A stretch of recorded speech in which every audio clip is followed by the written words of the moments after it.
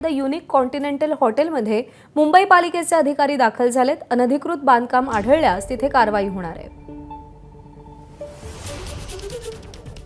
ईशान देशमुख आपल्याला या सगळ्या संदर्भात अधिक अपडेट देईल। ईशान,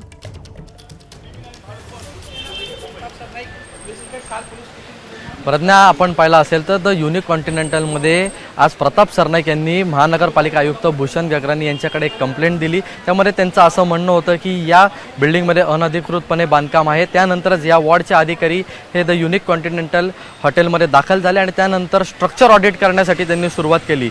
ज्या ज्या ठिकाणी त्यांना अनधिकृतपणे बांधकाम दिसेल तिकडे कारवाई करण्यात येईल। सध्या आपण पाहिला असेल 7 ते 8 अधिकारी हे आत्ता या बिल्डिंगमध्ये आहेत आणि त्याचबरोबर सध्या 3-4 कर्मचारी हे हातोडा घेऊन देखील या बिल्डिंगमध्ये दाखल झाले आहेत। जिकडे जिकडे अनधिकृतरित्या काही आढळेल तिकडे कारवाई ही केली जाईल असं देखील महानगरपालिकेकडून सांगण्यात आहे। सध्या त्याच संदर्भात आपण बघू शकतो मोठ्या प्रमाणावरती पोलीस बंदोबस्त देखील मी इकडे आपल्याला दाखवू शकतो आणि त्याचबरोबर जे अधिकारी आहेत ते सध्या आता पूर्ण ही जी इमारत आहे इकडे ऑडिट सध्या सुरू आहे आणि असं सांगण्यात येत आहे काही गोष्टी अनधिकृतपणे या अधिकाऱ्यांना सापडल्या आहेत आणि त्यावरती कारवाई देखील अधिकाऱ्यांकडून करण्यात येणार आहे आणि हातोडा कारवाई आपण याला म्हणू शकतो। हातोडा घेऊन आता कर्मचारी इकडे दाखल झाले आहेत, म्हणजेच नक्कीच इकडे या ऑडिटमध्ये काही ना काहीतरी अनधिकृतपणे सापडले म्हणूनच हातोडा घेऊन या इमारतीमध्ये आले आहेत।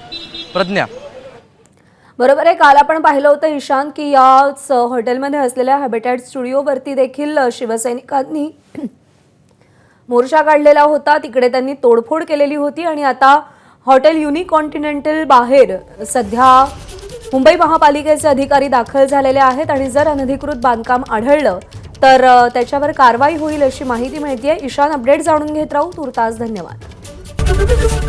एबीपी माझा, उघडा डोळे बघा नीट।